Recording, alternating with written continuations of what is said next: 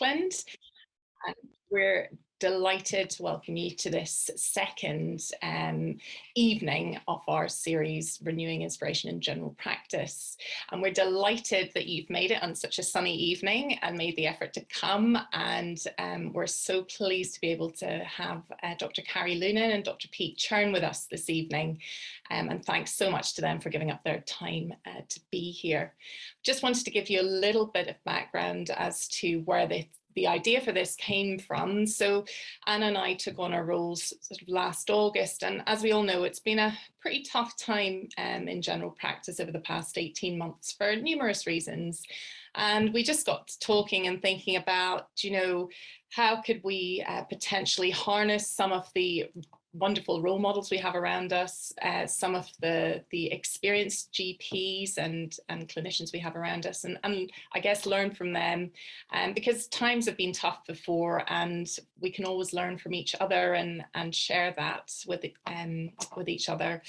And so we thought, why don't we set up a series of events for initially First Wives, but also open to AITs and other GPs at whatever stage, to just listen to some of our experienced colleagues with experience of things like ethics and general practice, teaching, academia, various interests, and just listen to their motivations, their challenges, how they overcame obstacles in the past, for example, and maybe use some of the tools that that's helped them to maybe navigate some of our own challenges now and perhaps in the future. So it was just an idea about sharing learning with each other. So that's how it came about. And as Kirsty says, we had Prof. Gillies and Siggy Joseph talk to us and share with us at the beginning of June. And this evening, like we said, Carey and Pete are going to share with us. So without any further ado, I'm going to introduce Carey.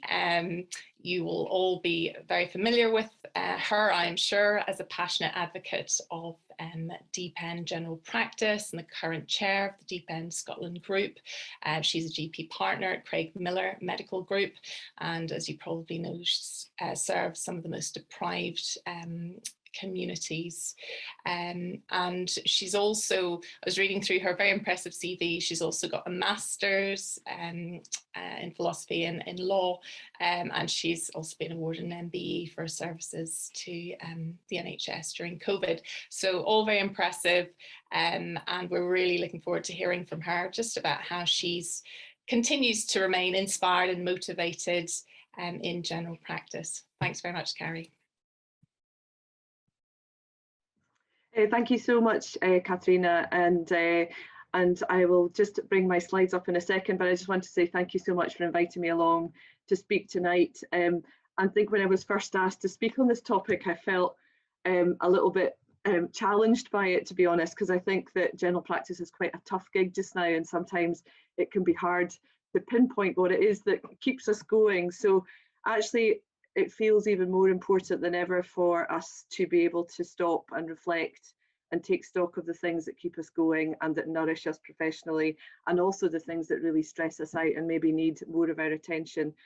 So actually, it's been quite cathartic to sit down and put some thoughts to paper, and quite useful for me too. So I'm hopeful that it's also useful for others as well, because I'm sure a lot of the challenges that I've had are exactly the same as many of you. So without further ado, let me just share my screen.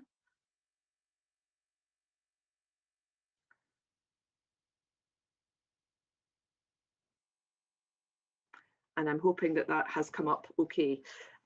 So the first question that I was kind of asked to think about was, which is one that we're all asked quite a lot, why did I choose general practice? And I look back to medical school, and I think I was quite a fickle medical student, and I think I sort of fell in love with lots of different specialties along the way. Not all of them, but quite a lot of them. And during my undergraduate stuff, I also find that I quite liked the bigger picture, grayer stuff in the undergraduate curriculum. Not that there was an awful lot of it then, but I liked public health, I liked behavioural science, I liked communication skills, I liked medical ethics. We didn't get a lot of that in undergraduate training when I trained, and I think there's a lot more of that now. But ultimately, I think that they were some of the reasons that I ended up choosing general practice. I wanted variety, both within clinical practice and beyond. I was really keen on continuity and relationship-based care, and I also like the idea of professional autonomy whilst working as part of a team. And now, of course, I realise, looking back over the last, gosh, it must be about 20 years, that there are many more reasons why I'm glad that I chose general practice, but I wouldn't necessarily have known that at the time, because I've learned a lot along the way about all the things that general practice can offer, which brings me on to my next slide.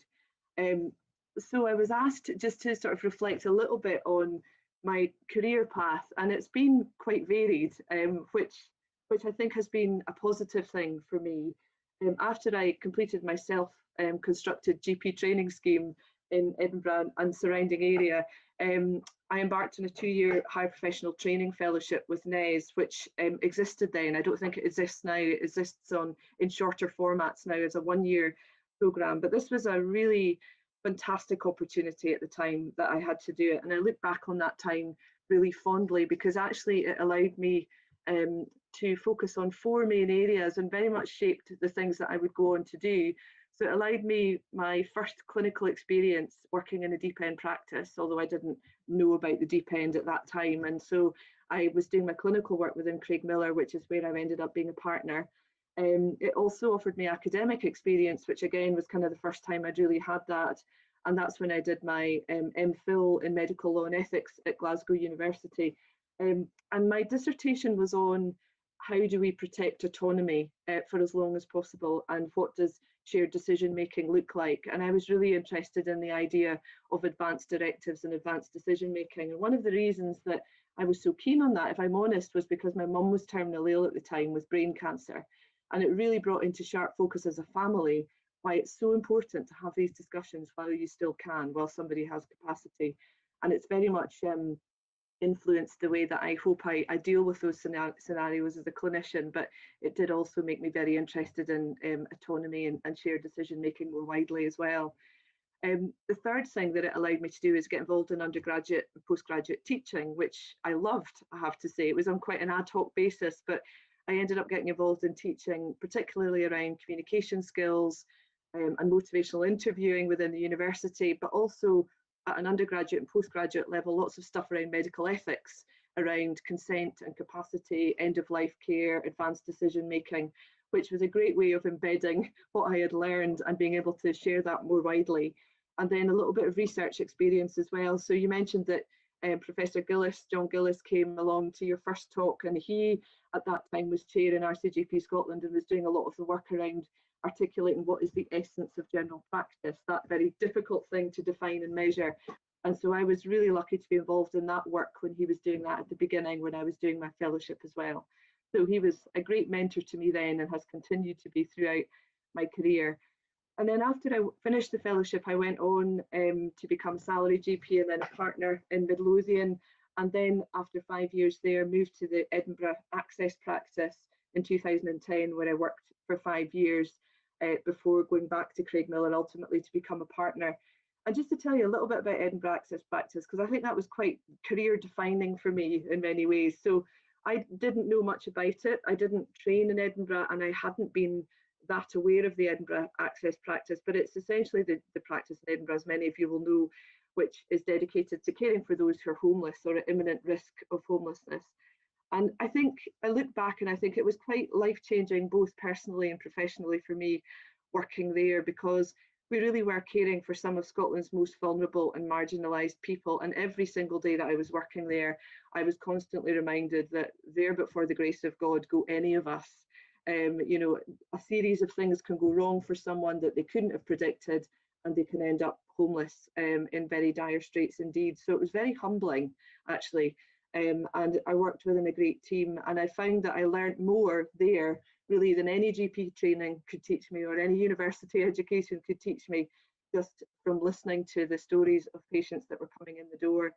And I guess I became more interested then in medical politics. It was kind of difficult not to be interested in politics working there, and in refugee health and improving the interfaces of care and in advocacy work. And I found it very rewarding work, but also very emotionally challenging work. Some of the stuff that we had to listen to and hear and hold was very difficult. So I benefited enormously from from a reflective practice group that I was part of for the 5 years that I was working there, which I'll mention later. And during my time at the Edinburgh Access practice as a clinician, I also developed some other roles. So I trained as a GP appraiser and was an appraiser for 5 years, and became very interested during that time in practitioner well-being, and why it's so important to remain well as a practitioner, to be able to offer safe care and high quality care and enjoy the jobs that we do and stay compassionate. And I also became the clinical lead in Lothian for anticipatory care planning, which kind of brought in some of the stuff that I'd learnt during my MPhil. So that, I guess, was when I also became interested in interface, when I was doing anticipatory care planning and looking at where things tend to break down within systems. It seemed to be at the interfaces of care, when patients cross from one complex system into another, that things started to go wrong. So I became really interested in why interfaces are not good places to be as a patient, and often not good places as a clinician either, because it can often feel that the communication is quite dysfunctional and that systems aren't as safe as they could be. So I became really interested in what makes them go wrong and how can we do it better, and was involved in setting up the Lothian Interface Group in about 2015 as a forum to try and bring GPs and consultants together to troubleshoot and sense check systems and try and improve care by looking at errors and learning from them. And then from about 2009, I got involved in the work of the RCGP, and initially through the faculty board, and then took on an executive officer role for patient and public engagement, and then for interface working. So I worked both with John when he was chair, and then Miles Mack when he was chair between 2014 and 2017. And it was fantastic to work with both of them, because they, again, were great mentors for me, both kind of personally and professionally, and allowed me to be quite creative in those roles, which I think was very career sustaining in many ways as well. And then in 2017, I became chair of the Royal College of GPs in Scotland. It wasn't a planned thing, but that's what happened. And I was chair for 3 years, a pretty roller coaster 3 years, if I'm honest, particularly the last one, which included an unexpected global pandemic. And during that time, the focus very much had to just shift suddenly from the more aspirational, idealistic stuff about what would we ideally like to achieve as a college during this 3-year tenure, to what do we need to do to keep patients safe, to keep general practice safe, to work well across systems. And so I had to just completely change my focus into COVID response largely, and I had to cut my clinical time down a bit to be able to do that safely and well, and work closely with the BMA, with Scottish Government, with the Academy of Royal Colleges, so all the other medical professional groups.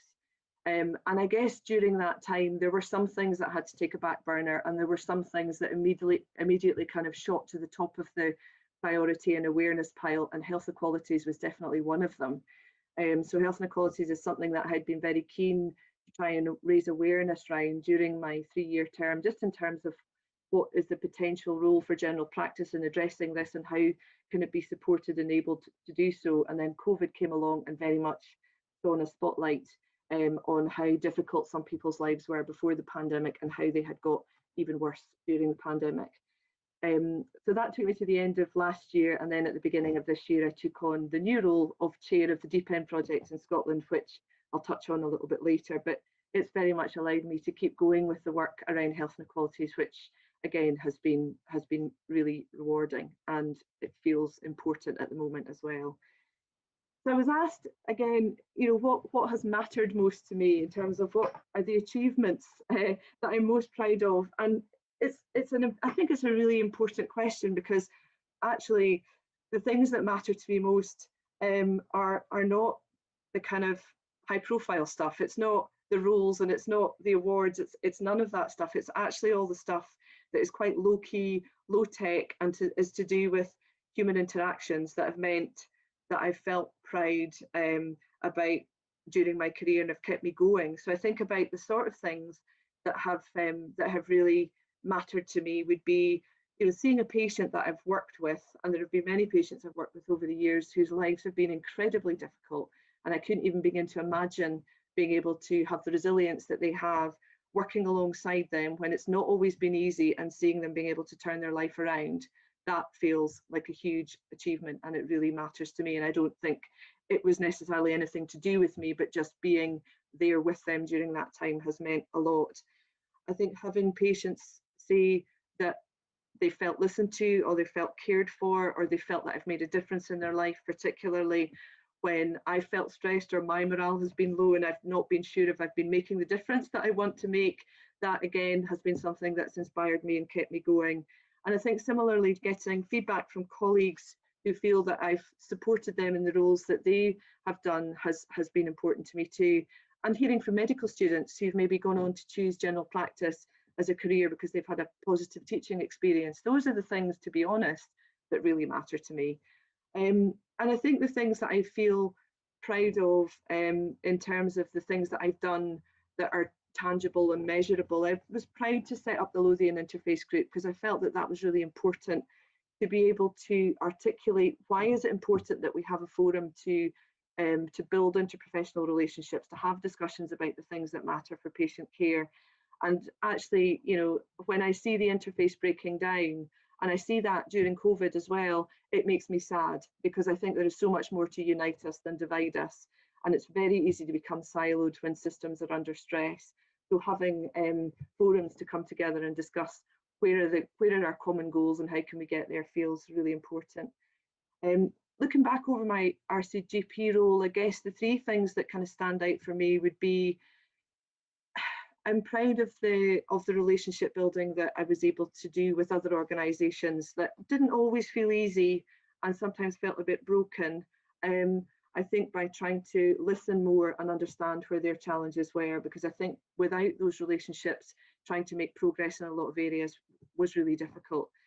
I think the second thing was being involved in the establishment of the practitioner health programme in Scotland, which is called the Wellbeing Specialist Service up here, and it's for health and social care professionals. But again, just the creation of this service that is a confidential service for people largely experiencing mental health and addictions problems, which has been so successful in England and is badly needed in Scotland. So I was really proud to have been involved in that work as well. And then I think the third thing is just being the work that I did around health inequalities during my time. And I think I probably sounded like a bit of a stuck record a lot of the time, because I raised it in every forum that I could, so that I could try and create a sense of collective voice about where, you know, what are our common aims in the health inequalities arena? How can we work together to improve the lives of some of our most marginalised citizens? I organised health inequality summits to bring folk together in a safe and confidential forum, again, just to try and create that sense of let's talk about the things that are historically difficult and challenging, and do that with Chatham House rules, so that everybody feels safe to be able to say the things that concern them about why we can't do things differently. And my work had on this started in Scotland, and then I got involved more at a UK level as well. So along the way, I've been really inspired to work with some of my personal heroes like Sir Harry Burns and Sir Michael Marmot and Sir Victor Adebowale. Just meeting them and hearing what they have to say was fantastic. And then in 2021, taking on the role of the Deep End Chair, I feel really proud of that. I think this is an incredibly inspiring bunch of GPs to work alongside, just very passionate about what they do and why they do it. So that feels like a real privilege to have that role. And then I'm not going to lie, I did also feel quite proud of this. So I was asked, I think it was at the end of 2019, if I could contribute a chapter to this book that was edited by Val McDermott and Joe Sharp. And they wanted to kind of create a collection of essays or chapters on what we think an ideal Scotland could look like. It was deliberately non-political and designed to be quite utopian and as out there as you wanted it to be. So I was really quite excited to write a short chapter for this book, and really quite gutted when the book launch got cancelled during COVID. Maybe it'll happen in the future, but I suspect not. But it was published, and all the proceeds go towards good charities as well. So that was fun. In terms of working week now, so I've been a GP partner in Craigmillar since 2015. It's a large teaching and training practice, about 11,000 patients in the southeast of the city. And as Katharina mentioned, it serves one of the most deprived, or the most deprived catchment in Edinburgh, alongside our practice, our sister practice in the building, Nidri Medical Practice. And it is challenging, and it is also very rewarding to work there, but it's really the team that I work with that makes it possible, I think, a lot of the time, as a lot of us would say. And I work in the practice 5 sessions a week. And then 3 sessions a week, I work as the chair of the Deep End in Scotland. And this is a project that was set up in 2009, really as a way of bringing together the GPs working in the 100 most deprived practices across the country. And it's got lots of different functions. Some of it is around sharing best practice and offering a forum for discussion and peer support around the challenges faced in working in deprived areas. Some of it is to support research, some of it is to support training and education. But a big part of the role also is around helping to develop policy and strategy, and lobbying and running events like roundtables and conferences, really just to try and raise awareness of the plight of the patients that we care for. So certainly in the last 6 months since taking on this role, or the last 8 months it is now, there's never been a dull moment. I mean, it's a very busy job, as you can imagine, but a really good fun one. And again, just a fantastic group of people to be working alongside. So that is largely what my working week looks like at the moment. In terms of challenges, again, I think this is a really important question, and it's important to be honest as well. So challenges that I've had over my career, and ways that I've found to try and overcome them. And I don't know if I've always overcome them, or just reduced them and put them to one side until I can come back to them later. But I was thinking about what are the main challenges that I would say I've had throughout the course of my career, and they probably fall under 4 main themes. One would definitely be workload. One would be cognitive overload. One would be challenging patients, and one would be interpersonal challenges. And that probably is fairly familiar again to all of us. But just thinking about the workload stuff, I think, you know, at times, and certainly at the moment when things are so intense and relentless and we're all so tired, it can be difficult not to feel disillusioned by the work of general practice and the overwhelm that the rising workload and public expectations can create, particularly when the portrayal of general practice in the media is not always fair or accurate. And I've found personally that it's been really important for me to stay involved both at the front line doing coalface general practice work, but also to remain involved in work that can bring about change either at a local or a national level. Just personally, for me, I have a huge amount of respect for people who can do clinical work full time. I just know I can't. I find it very, very emotionally tiring. And so I find that the balance helps me to retain perspective. So I think but working in more of a part-time way in clinical practice can be challenging because there's definitely a tipping point where when you're working less in clinical practice, the work becomes more difficult because it's hard to keep on top of all the things that you need to know as a GP, and to keep up to speed, and to keep your automatic decision making right there at the front of your brain, which is what allows you to kind of get through the day within 12 hours rather than 14. And I find that I also have to work harder at offering continuity of care and staying involved in the decision making within the practice if I'm doing any less than 5 sessions, which I think is probably for me about right. But that has been a challenge, and has probably been a challenge throughout my career because I've always done other things. The cognitive overload stuff is really interesting because I think when I've been doing strategic roles and taking on the learning required within them, there have been times where I then come back into clinical practice and I find that my brain has just been completely taken over by other types of learning and thinking. And I sometimes struggle to make the switch, particularly if I'm tired or if I'm busy. But I think the things that have helped me with that is, one, finding a language to articulate it. I'd never heard the term cognitive overload. And I started seeing a coach during my time as the RCGP chair, because I just thought it was important to have a forum for discussion that was completely separate from work, where I could talk about some of the stuff that I was finding difficult. And cognitive overload was a term that she had used, and I just thought that's a really useful way of thinking about it so that I don't feel bad anymore about why I feel this way.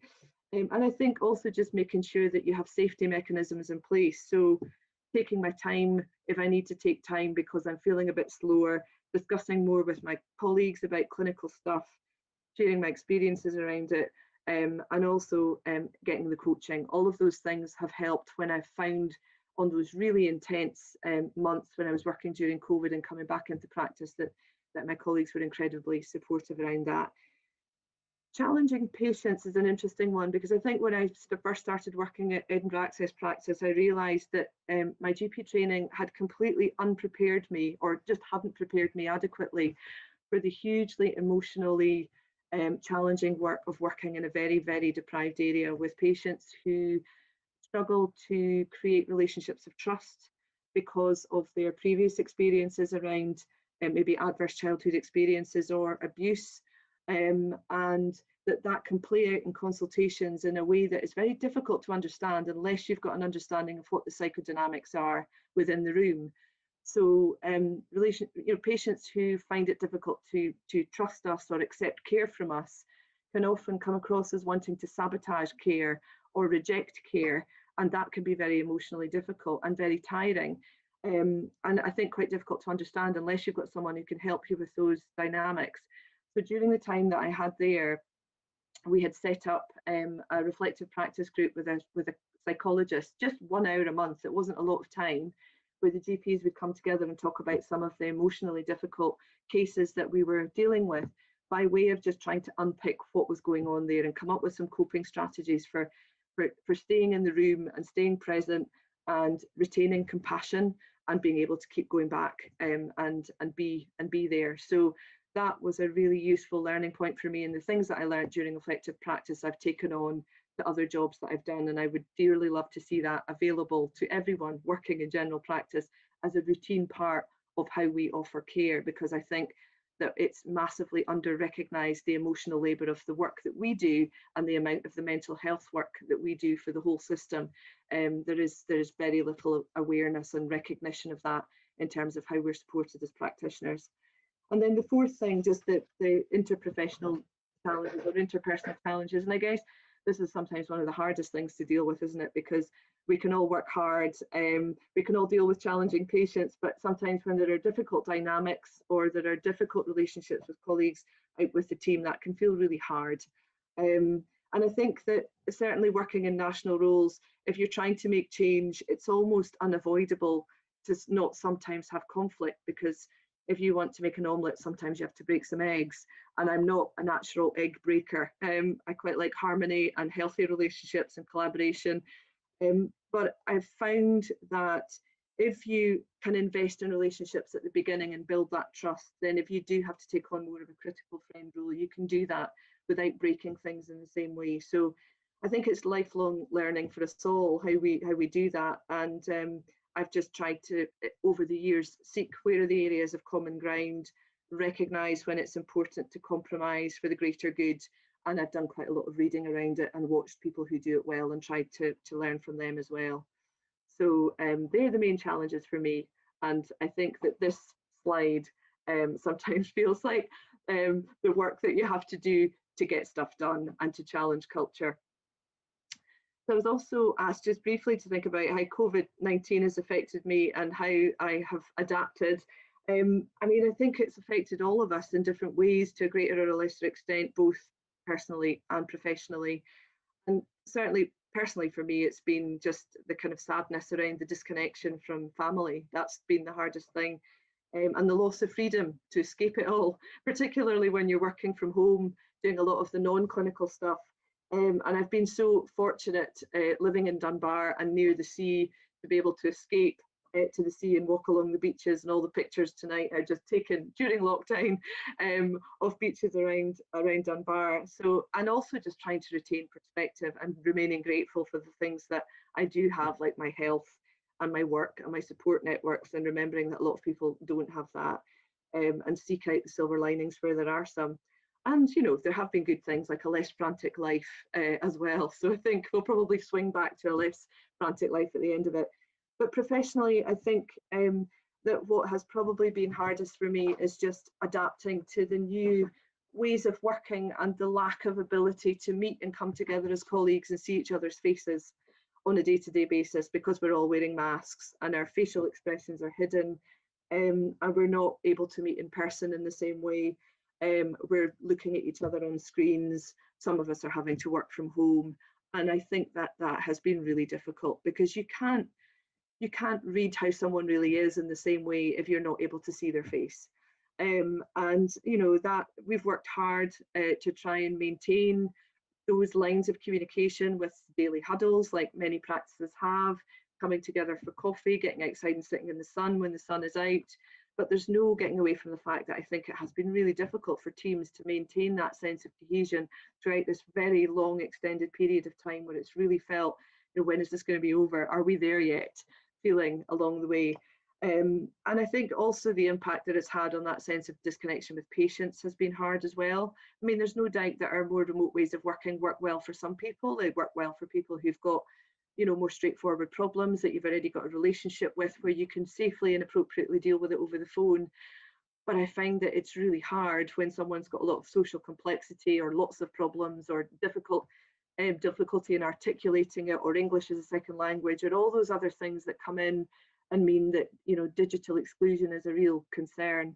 And I miss seeing people face to face and the job satisfaction that that brings and the relationship building that that brings. So, you know, I'm hoping that, you know, as things ease a bit, that will feel like it comes back to a better equilibrium. But the good things have been professionally, I think, the jumps forward in IT, the kind of raised awareness of team and practitioner well-being and involvement in the COVID-19 vaccine campaign. I thought that was just, it was so great to be doing that at the start of the year. It just felt really, really good to be doing it. So, and I think the perception thing that I mentioned right at the beginning, the perception of general practice being closed or somehow not pulling its weight during the pandemic has been a very bitter pill to swallow, I think, and has probably had the biggest impact on my professional morale, and I'm sure many of us here tonight as well. More examples of that today, of course, with the NHS recovery plan coming out saying practices will soon be seeing patients face to face. And it just feels very difficult to accept that kind of rhetoric when we know it's not fair, we know it's not true. And it needs to change, because this is going to be the biggest threat to the GP workforce. I think it won't be COVID, it will be that sense of being undervalued and threatened and criticised that will be the biggest threat. So just briefly at the end, what keeps me inspired, I've probably mentioned most of them. Spending time with people that inspire me keeps me inspired.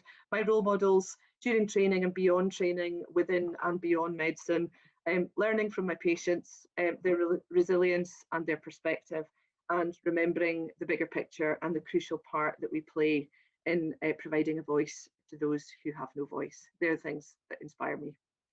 So thank you very much for listening.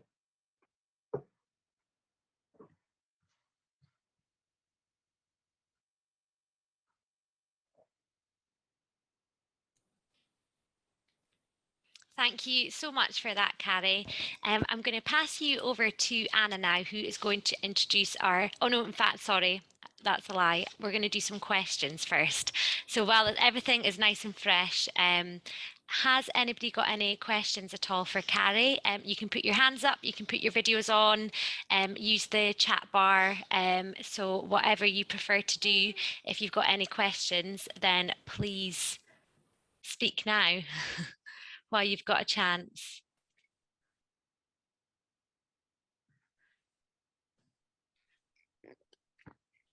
I have a question, if that's all right.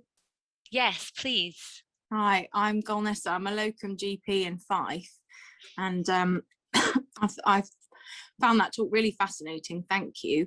And I wanted to ask a bit more about when you were working at the abscess surgery in Edinburgh, was it? And you said you were having these weekly reflective meetings with a psychologist.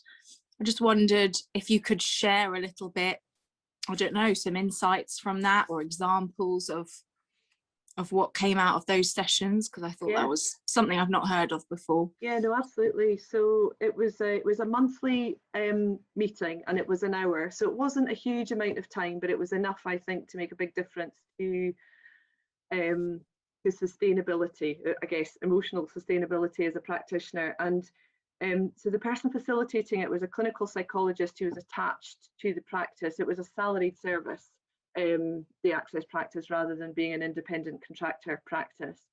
So that in some ways made it easier. And we had access to a clinical psychologist who had psychodynamic psychotherapy training.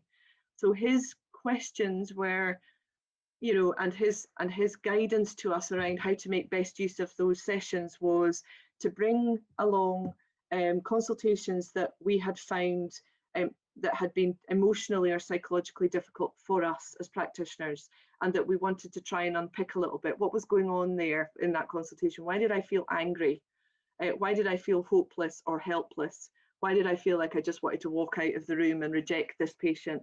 What were the buttons that they were pressing in that consultation? And all the stuff that you don't really have anywhere to discuss that kind of stuff, because it feels like quite unacceptable emotions as a carer to have those kind of emotions, but they are very real and very important, I think, to recognize them. So he, I guess, would encourage us to share that in a safe space, and then he would start to unpick what some of the background dynamics might be for the patient that was in the room with us in terms of their relationship with care in the past. And many of the patients that we cared for had had very difficult relationships with care. They'd either grown up in care, they'd been in and out of the prison system, they'd experienced significant adverse childhood experiences, and that had meant that accepting care, particularly from figures in authority, was extremely difficult, and that the dynamics within the room would always be in some ways that the patient would only be able to feel comfortable and restore that dynamic by seeking to recreate something that they had experienced already and understood, which is the caregiver is the one that abuses me. And so a lot of those dynamics, which were really difficult, which felt like you were literally having all your buttons pushed to say, you're right, I can't help you. There's nothing I can do. I am useless. Nobody's helped you here.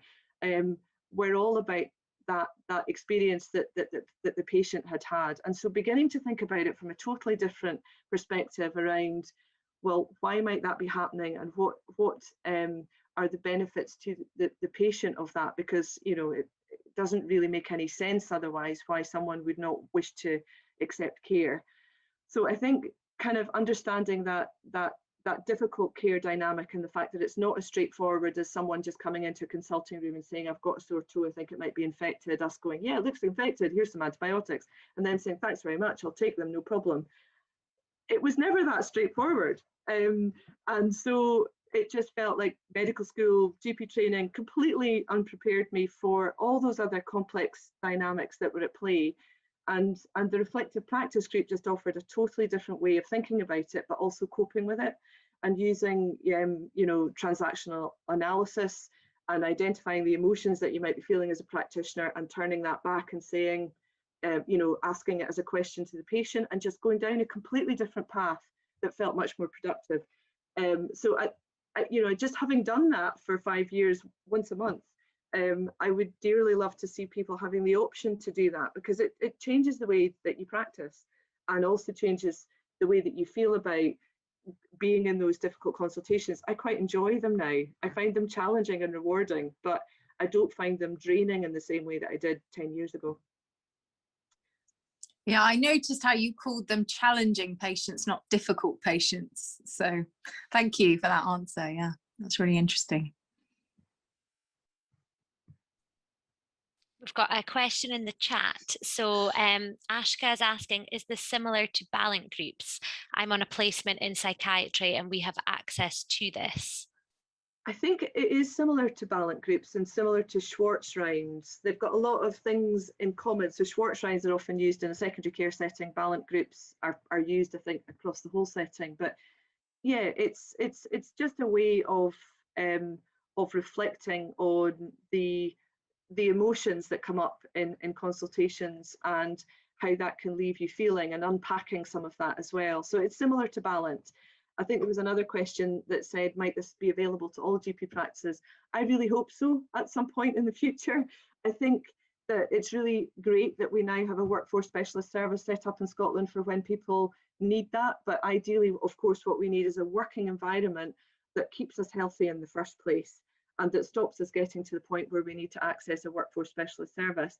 And a lot of that is around having manageable workload, of course, but a big part of it is also, you know, creating a culture where we are able to talk about some of the emotional labour of the jobs that we do. You know, it's easy to talk about physical labour, and it's easy to talk about the mechanisms that you need to have in a physical labour workforce. So you're not allowed onto the building site if you've not got your hard hat, your digger boots and your high-vis waistcoat.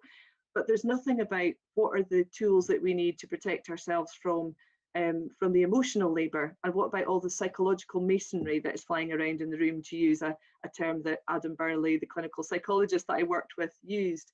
So in some ways you could say, why wouldn't we have this, you know, as something that people can opt out of if they didn't want to do it? But why wouldn't this be a good thing to have as part of our professional practice within our working hours, that just keeps us feeling sustainable and understanding the roles that we do? And I think it would probably have impacts on recruitment into the profession and retention within the profession as well.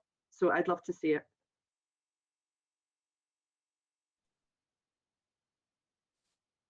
Thank you. Any other questions at all before we move on? Yeah, Ed. Oh, you're on mute, Ed, sorry. Can you manage to unmute?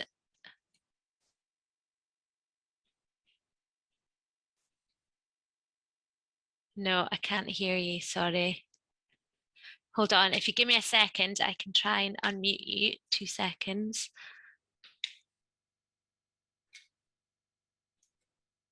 I could pop it in the chat bar, Ed. Yeah, that's a good idea. I can't unmute you, sorry. Sorry, Ed. If you pop it in the chat and then we can ask it for you. Any other questions? I'll just ask a question while it's doing that. Sorry, on you go, Anna. So just a follow-up one from that, Carey, is just, are there any sort of resources or courses that you would like recommend to help? Because I think all of us find that, you know, that's one of the most challenging parts of GP is dealing with these patients who can be quite aggressive or just not wanting to accept care. And it's not that we don't sympathise with them, because as you say, a lot of times they've just got really difficult backgrounds and, you know, previous trauma essentially that's led to why they act like that. But is there any sort of resources or courses that you've been on that improve GP communication for those types of patients? I haven't been on any courses, but I've done quite a lot of reading around it. And I know there is increasing interest in reflective practice as something that, you know, the Wellbeing Division within government are quite interested in, as well, as part of the recovery plan for the NHS workforce, which is good to hear, but that might be a long time in the coming, and they'll want to pilot it and evaluate it first. One of the books that probably helped me the most understand what the impact of working in very difficult working environments can do to systems that are designed to care is a book called Intelligent Kindness, which you might have come across. But it's a fantastic book, and it's written by a couple, I think, one of whom is a doctor and one of whom was a manager within healthcare, and they talk about lots of different things within this book. They mix use of data and use of narrative in a really compelling way that makes it very useful to be able to quote quite a lot of the stuff that they say in meetings.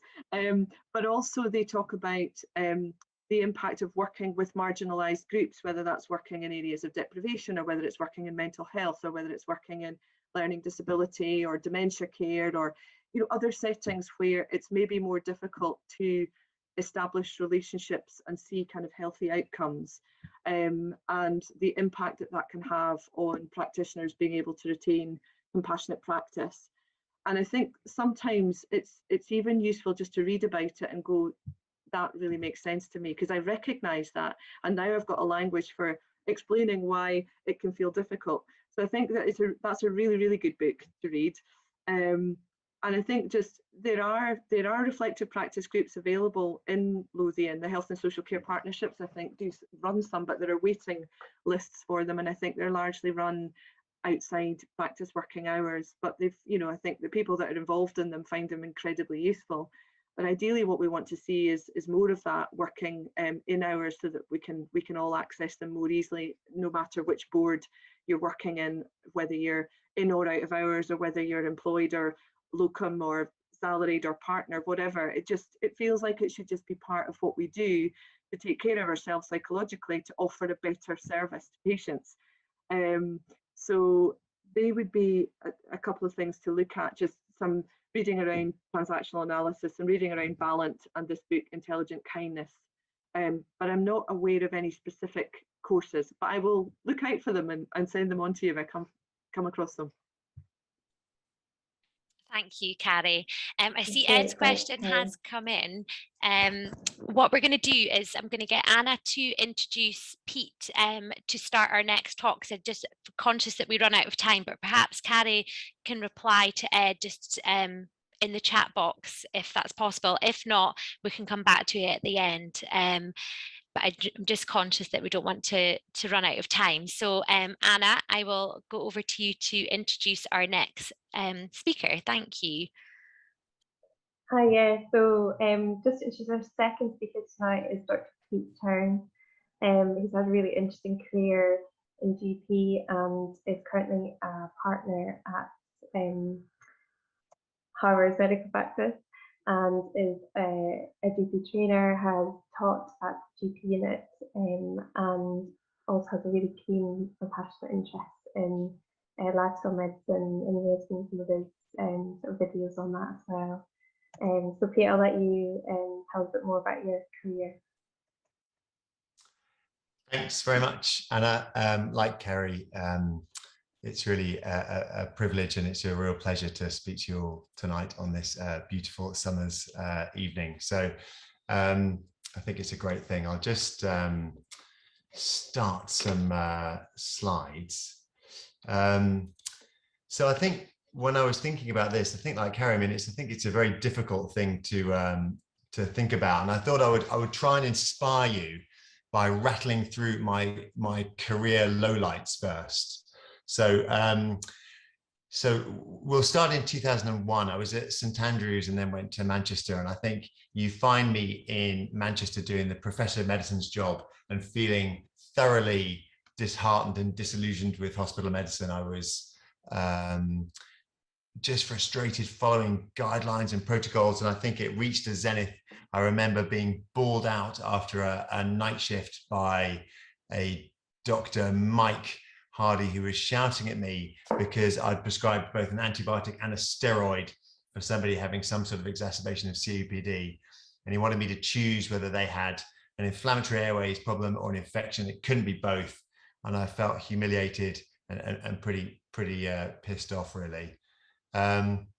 A year on, and I'm a GP in New Zealand, and I'm a house officer in New Zealand, and I was excited to get a parcel that was delivered to the hospital. I thought, well, this is going to be probably some large present that was too big to send to my home address, and I went down to the hospital, and I received a set of notes from when I was a surgical house officer in Blackpool Victoria Hospital.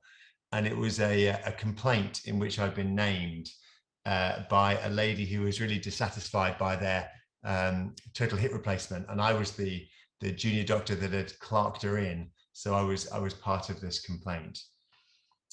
A few years on, I am now back in New Zealand as a GP. And we decided to come home because we thought we were on the wrong side of the world. And I applied for a partnership in Stockbridge, which was a nice bit of Edinburgh. And I was thoroughly unsuccessful. I didn't get an interview for that. So, well, I'll try Bonnyrigg. I hadn't really heard of Bonnyrigg, but I thought, well, that's probably more likely. And similarly in Bonnyrigg, I didn't even get an interview. I did eventually find a partnership in Kensington Port Seton, where I am now. And we'll fast forward to 2008, where the senior partner, after just a year of working, had contacted the BMA about me, and specifically about my decision to ask our long-term locum. Every practice has got a locum that does lots of shifts. They're pretty much a salary GP. Everyone loves them. And I'd arranged privately for her to cover a half day so that my wife could go back to work after the birth of their second child. I didn't really think there was a problem or anyone was cross about this. And the first I heard about it was an email from the BMA, who was kindly willing to represent me in the complaint from the senior partner about me. So later that year, I'm feeling that general practice is a pretty lonely place, really. You know, I'm enjoying speaking to patients, but I'm finding it pretty lonely, really. I'm closing the door and having a series of very personal, private chats, and probably feeling in need of one myself, to be honest. Feeling pretty unhappy with my lot. Things get better, which I'll explain later.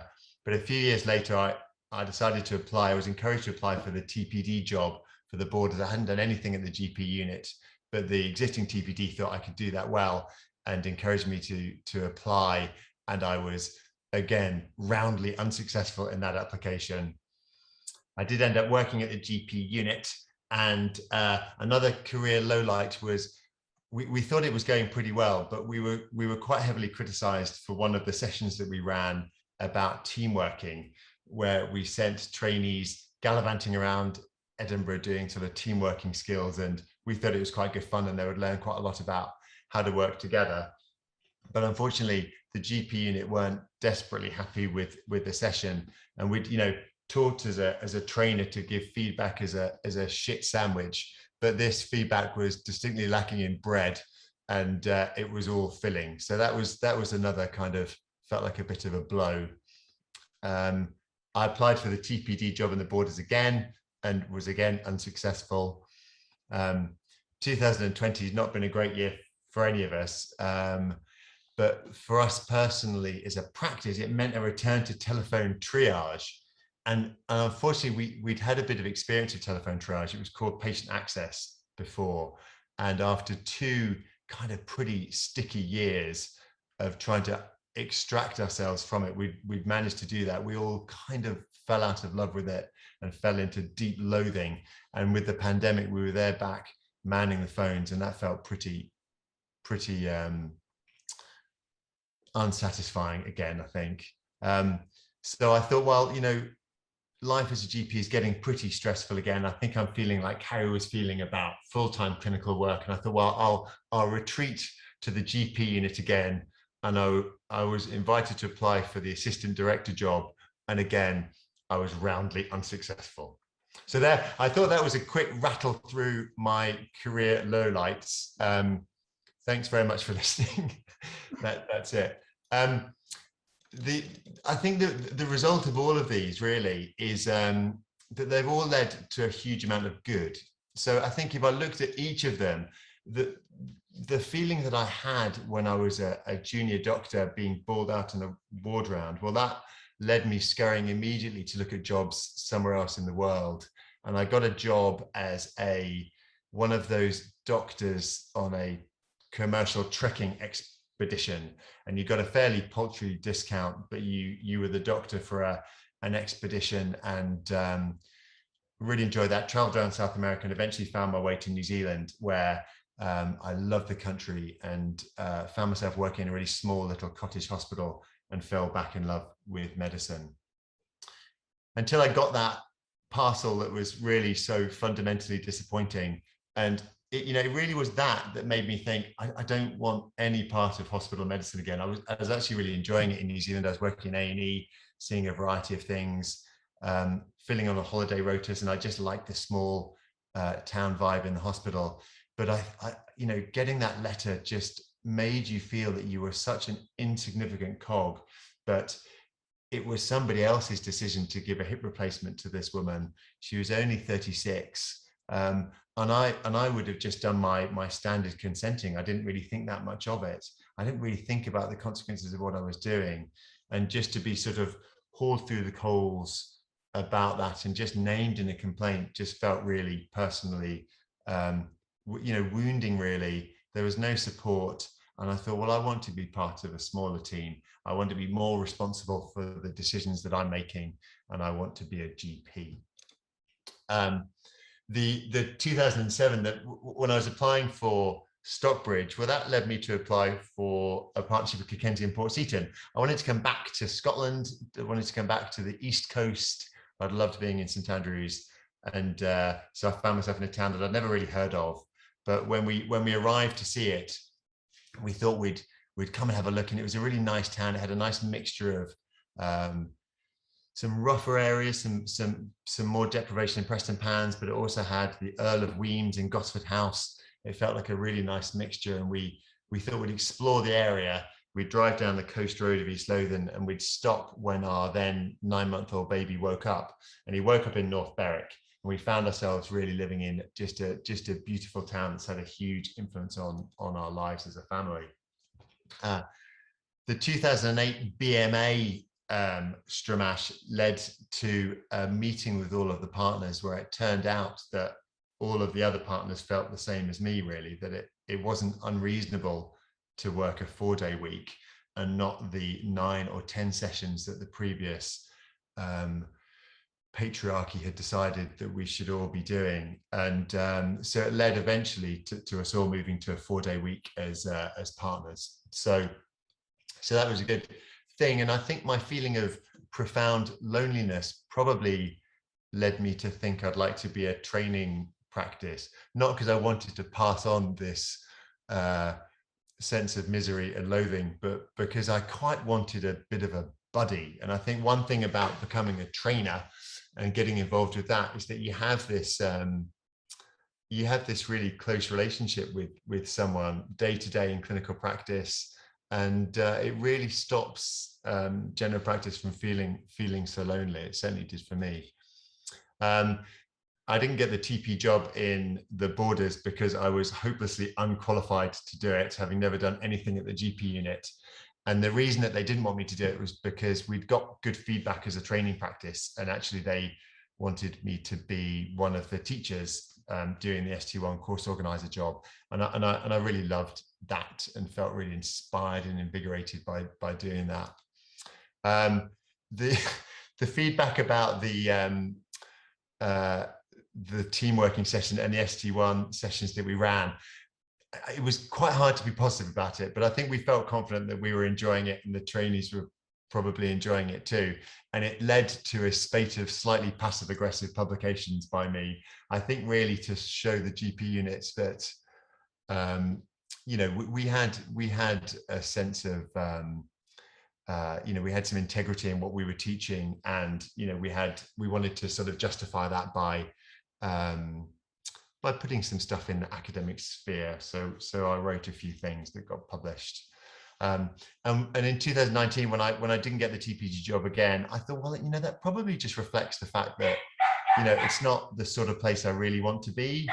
It didn't feel at the time like a particularly creative, imaginative place to work.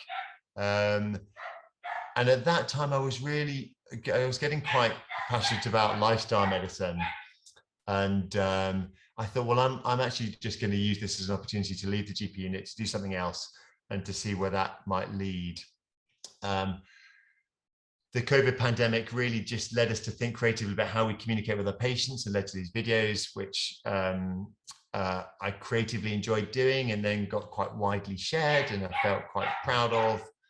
And I think the last failure, the assistant director application, again, hopelessly unqualified, but it led me to just say, well, I'm just going to say yes to pretty much everything that came my way. And I've been doing some podcasts and working for an environmental agency called Green Space Scotland. I completely redid our website, and I've started to do some sort of more media-y things. I was comparing the Fringe by the Sea in North Berwick for the second time this year. So I think really the point is that all of these really miserable career experiences had really positive results. And I think that's really what I would like to get across most today. There's a great TED talk by this guy called Dan Gilbert, which I'd urge you to watch. And he talks about the science of happiness and how we've evolved really with this huge frontal lobe and prefrontal cortex that leads us to project an emotion onto events. So we think about, you know, this happiness, good things happening to us, where they really don't, happen to us. We just choose to interpret them as good events. And one of the kind of more startling facts in this TED talk was he compares happiness rating scales 12 months after either winning the lottery or becoming tetraplegic in an accident. And if you look at people 12 months on, their kind of happiness scores are roughly the same. It's really just how you choose to interpret events that makes the difference. And I think it applies to COVID. So I've got very, very passionate about this concept of post-traumatic growth. Does everyone know where that is? You can find out by the shelter in the back. So that's Pripyat. So that's the town where there was the Chernobyl explosion. And one of the things that's happened in the area, is just things move on. Nature has just reclaimed the area, and you now have herds of reindeer and buffalo and foxes and things moving through this area, and things change and regenerate. And I think the same is true in our careers and in our specialty, actually. So, and I think it comes to the core of why I'm a doctor and why GP. So I think I'm a GP because of MASH, which is a bit embarrassing to admit, but I think my mum's lust for Alan Alda, Hawkeye, meant that MASH was on the TV a lot of the time at home. And I just loved this mixture of, this emotional roller coaster that these doctors were on, this contrast between, really dark episodes that they were being exposed to in traumatic events, but just an ability to laugh about it, being part of a team that allows you to cope with any sense of adversity was hugely inspiring to me, and I think very relevant to general practice now. I appreciate it wasn't a documentary, and probably the experience of lots of doctors in Korea was rather horrendous, but I think GP offers us the chance to respond to adversity in small groups with creativity and fun, which means that we can really cope with anything. And I think this is the reason. The Japanese have this concept of Ikigai, which is they describe as their kind of reason, our reason for being as humans, or the thing that gets you up in the morning. And if you think about it as a GP, so really you reach Ikigai when these four sectors intersect. So it's things that you're good at, things which you can be paid for, you're remunerated for, and doing something that the world needs. And most importantly, I think that which you love, because I think as a GP, if you've got a big enough hand now, you could just cover over half of that, because you already know that you're good enough as a GP because you've come through a really vigorous exam for the Royal College of GPs. You've come through this workplace-based assessment that's far in advance, I think, of any other specialty. You're mentored, you're observed at first hand, you have to pass difficult exams. And if you're a GP, you're good at it. You're good at communicating with people, and you're good at helping people. We're paid well, really, no matter how you go about your medicine or your general practice. The world certainly needs us. So I think really your entire focus as a young GP, a middle-aged GP or an old GP, is just to try and make it enjoyable, really, and find the bits within the profession and the practice that you love. And that's what we should be thinking of all the time. A cautionary tale is this guy. Does anybody know who this man is?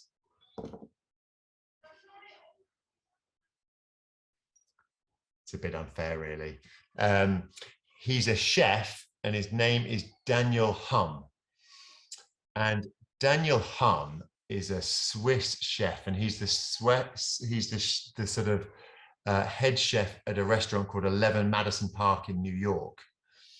And 11 Madison Park in New York is famous because it was ranked the #1 restaurant in the world which is this global ranking system which started in Restaurant Magazine, and it is kind of respected throughout the world. So this guy had this passion for cooking, and he had this amazing career of being a professional cyclist and then going into cooking and then finding himself, you know, through all of the different stages of being a chef until being a head chef. And when he got to the #1 restaurant in the world, he felt utterly miserable. And he thought, well, am I really satisfied by creating extremely expensive, high-end meals for a ridiculously small proportion of the population? So he felt perhaps the unhappiest that he'd ever felt in his life. And in response to that, during the COVID pandemic, when they had to kind of close the doors and there was no income, he decided to start moving produce, because he had this network of producers to supply the restaurant, and making meals for the most deprived areas of New York.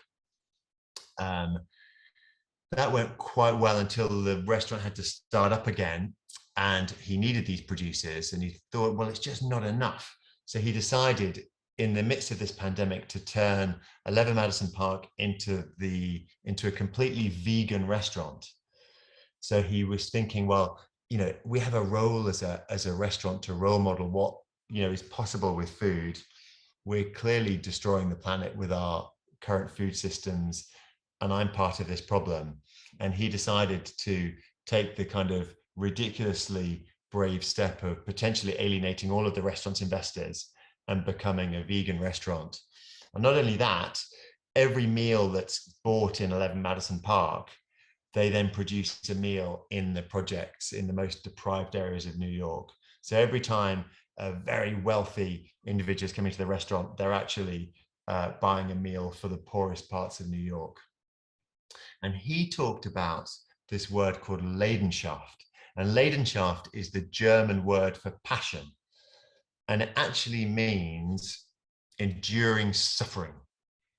And I think we had this idea that if we're really passionate about something, whether it's, you know, Carey's addressing inequalities in health and in healthcare, you know, we should be satisfied by that, and it should make us happy. And I think the reality is that these things are really difficult and they're hard, but that's okay. You know, it's not supposed to be fun all the time. And there will be times, if you're really passionate about general practice, that you just have to endure suffering. And I think the other thing that it makes me think of, and I've thought about this a lot with my career path, is this this difference between contentment and ambition. And I think a bit about Don Quixote. So this is a book in the 17th century by Miguel de Cervantes. And the story really is of a Spanish nobleman who has these visions of chivalry and fighting. He wants to become a knight. He wants to fight and change the landscape of Spain. He wants to become famous. He wants to change the world. And he takes with him Sancho, this poor farmer, as his squire.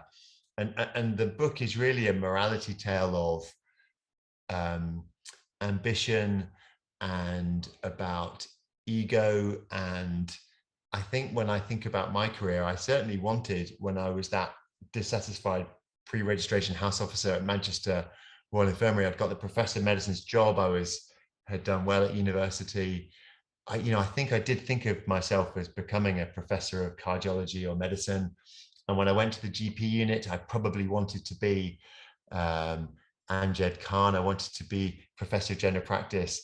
And I think actually I would have been really unhappy in those roles. And I've been much happier just embracing where I am and the opportunities that come my way. And a phrase I try and tell myself a lot these days is to really try and remember when you really wanted what you now have. And I try and think back to when I was perhaps an A-level student studying for A-levels, desperately wanting to get to medicine, desperately wanting to get to St Andrews. Then when you're doing your GP exams and you're desperately wanting to pass those and become a salary GP, then a GP partner. And the problem is that as soon as you achieve any of these stages, you just forget that sense of longing that really is so important in our lives and our careers. So what am I doing now? When Anna asked me to do this talk, I did have to say, well, I'm not doing anything at the GP unit now. I'm just a GP. But actually, what does just a GP mean? So I work 4 days a week in the practice. I do 8 sessions. I do 1 session that's just all training, and I do 1 session that's just admin. The lovely thing about being a GP partner is that I've managed to create this well-being hour in the practice now. So that's us doing yoga. So Tuesday between 2 and 3, we turn the phone lines off. We used to have meetings, and now we do whatever it is that makes us feel slightly more nourished as human beings. So we started off doing yoga, and we had a great ST1 who was a yoga teacher. And the learning from that was that you can't be too prescriptive about things. And it was only the same GPs that didn't mind making a complete tit of themselves in the garden overlooked by neighbors in their scrubs. And actually the receptionists, the admin teams never really embraced it. And once we stopped telling them what to do, they started to do what they wanted to do. And if you go to Port Seaton on Tuesday between 2 and 3, you'll see teams of receptionists and GPs just wandering around, walking around the town. People in the town know that we're doing that. They come out and they say hello. I tend to go for a run, and I feel sometimes a bit like Rocky, and you're running along and people sort of wave at you and they say, oh, go on, Doc, that's great. Some of us jump in the sea sometimes, and it's just something that makes us feel good. And I think it actually role models to our community, taking time to fasten your own oxygen mask on first.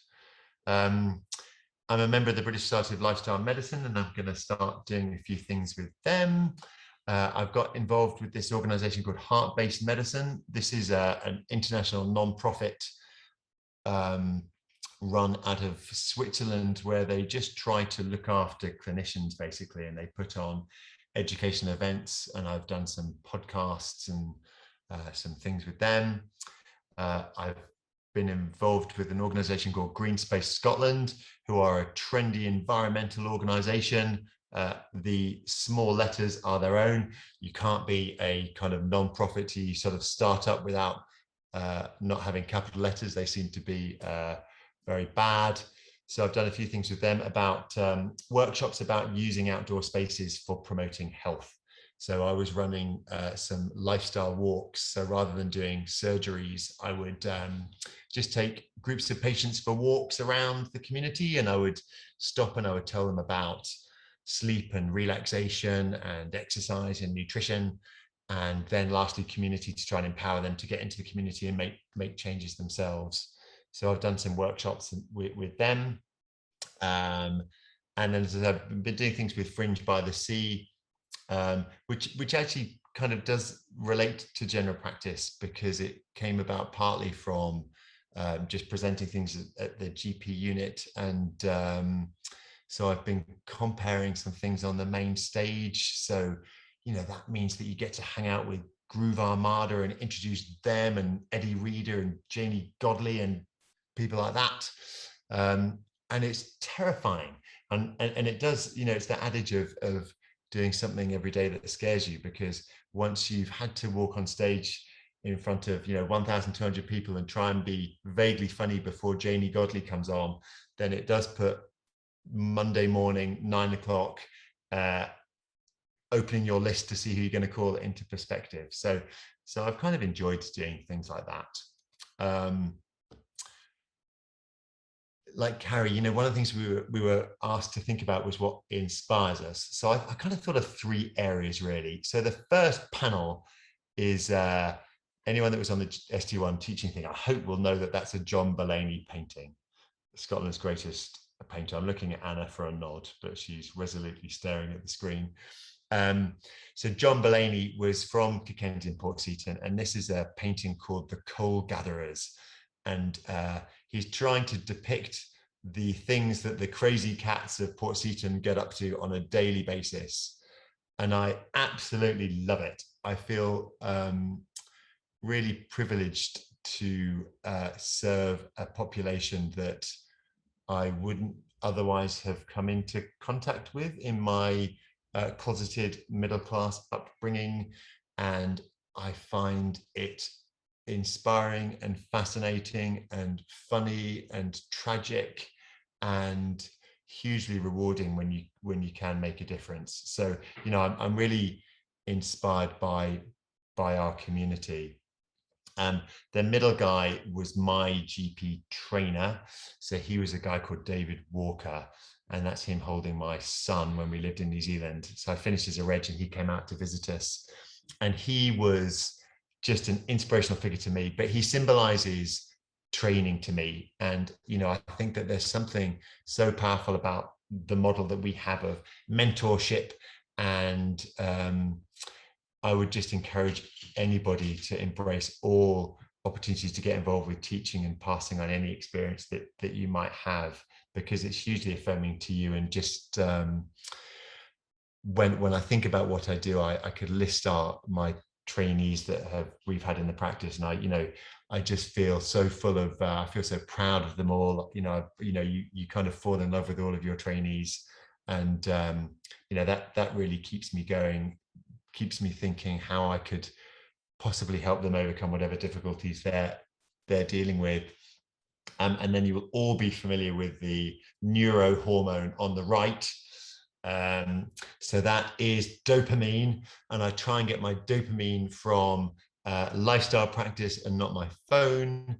And I think what it symbolizes to me is just to really try and say yes to things, and to try things, and then to tune into how they make you feel, and to respond to things that make you feel good and that you enjoy and that create that love of general practice, and try and minimize the ones that cause too much adrenaline, noradrenaline, and cortisone, and make you thoroughly stressed and miserable.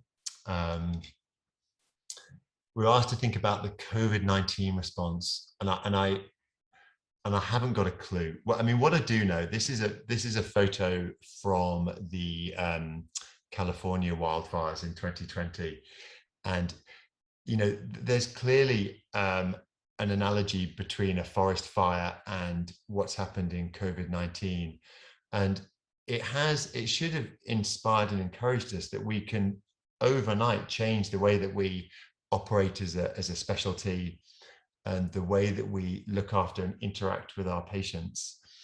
And I'm pretty sure that the most important thing that we need to do is what this couple are doing, and it's coming together and trying to move forward with a new sense of togetherness and compassion and love.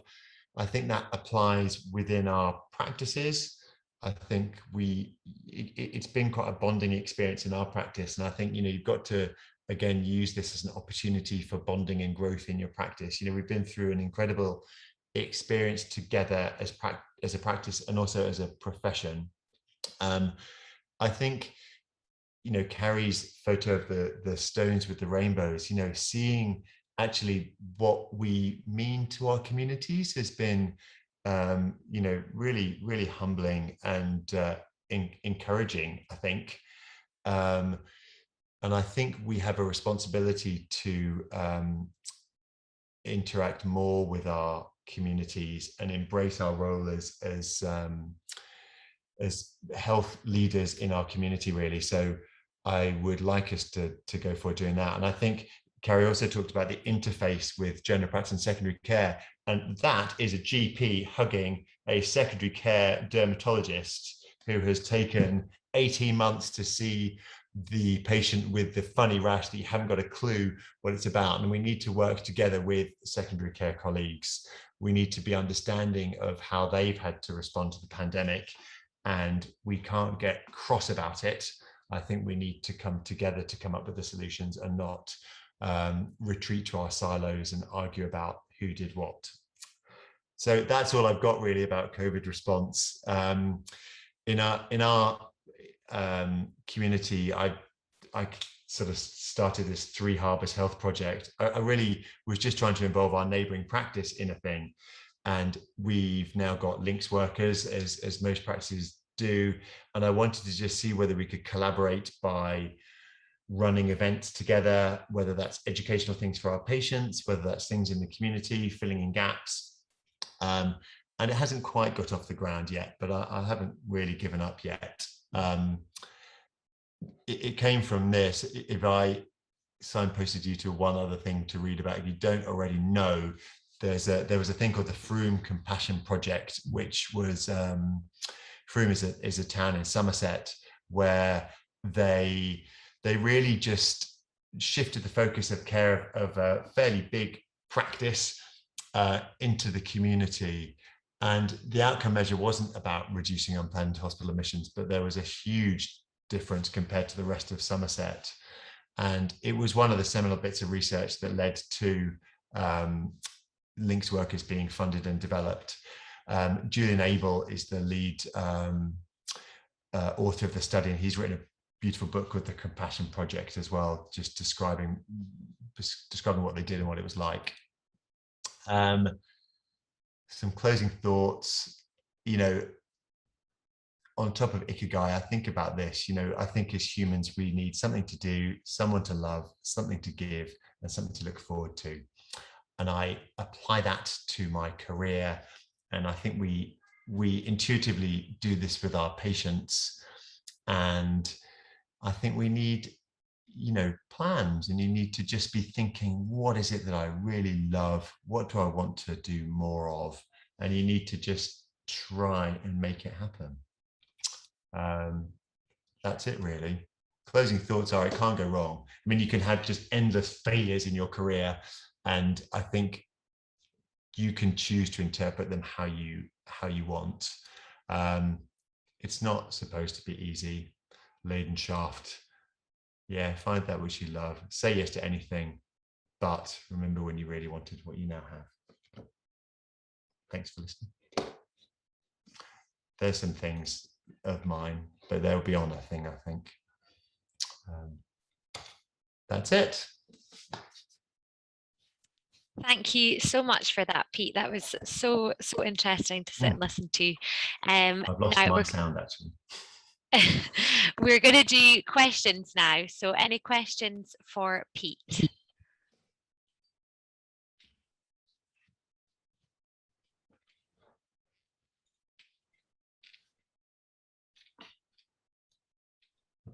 Please, can we go to bed? Is the first. Lots of thank yous coming in for brilliant, inspiring talks. Any questions? Oh, yes, sorry, on you go. Hi, I'm Alika. I've got a question for Pete. I was just interested by your challenges, and one of the ones that you described was applying for partnerships and getting knocked back. And I think part of the challenge for those of us who are not yet in partnerships is thinking, if I do choose to make that commitment, where will I find my people? And how do I know that I've chosen people that will be those colleagues that will support me through those difficult times, those decisions, the real challenges of general practice? So how was it in the places that you applied to and where you ended up that you made those decisions about which partnership was for you? I think that's very insightful, Elika. And I think that the reality is that I didn't actually have that luxury. I think, I was in New Zealand and I didn't spend long enough, and I didn't have your kind of insight and wisdom at that stage to know that that was going to be really important. And I think the frustration when I got there was that it didn't feel like it was my tribe. I had this idea that when I was a partner, I could, create this, fun, imaginative place, and a partnership is full of different personalities and different agendas. And I think what I've learned is to just really embrace that. And actually, I do learn a huge amount more about myself from the partners that I get on less well with than I do the ones that are like me. And I think a practice of GPs that were all like me would be hugely dysfunctional, and we'd come up with lots of ideas and none of them would come to fruition, and we'd dither around. And we need some GPs that I find a little bit more frustrating, who say, well, no, you can't just take patients for walks, you've got to do a surgery because our waiting time is this. And well, if you're going to do that, you need to at least have 12 people on your walk and things. Frustrating and annoying, but you know, absolutely right. So I think I just try and be very positive about it. And you know, a good team is a mixture of very different personalities. And I think you probably struggle to find a tribe of people exactly like you, and maybe you shouldn't. Thank you. I think that's a fair point. Any other questions before we wrap it up there? I also just had a very quick one for Carey, which was, is that image behind you the deep and different groups around the world? Because they're all similar but different.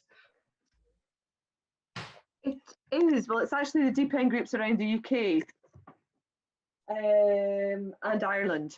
But there are deep end groups around the world as well. I got sent it through from Graham Watt. He had it made into a poster and it arrived in a large tube and I didn't know what it was. I was very excited. It was triangular and I thought it was a Toblerone, which I was very excited about. But even better, it was a deep end poster. So I have it here for meetings and I forget it's there sometimes, but it's actually quite cool because they're all flags with kind of regional references on them as well. So ours has got a spurtle, obviously, and a thistle.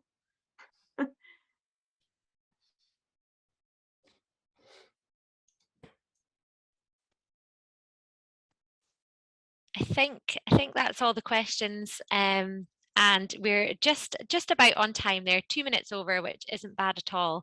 I will send round those, everyone. I think when you joined, you had to pop in your email address, so I will send round if anyone wants to see the PowerPoints, or I know on Pete's last page he had some links and things in there, so I will send those round.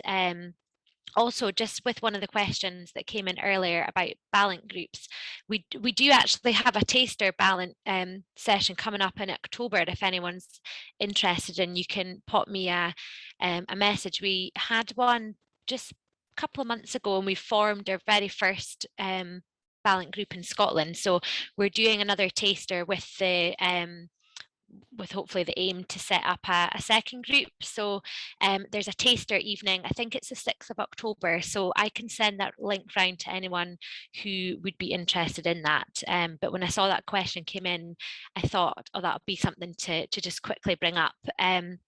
But thank you so much to our speakers, Carey and Pete, and thank you to Katharina and Anna for arranging another amazing inspirational evening. I can also share the link for the first evening that we did as well a couple of months ago. So lots of thank yous coming in there. So we'll leave it there, let you all get off to bed, and thank you very much.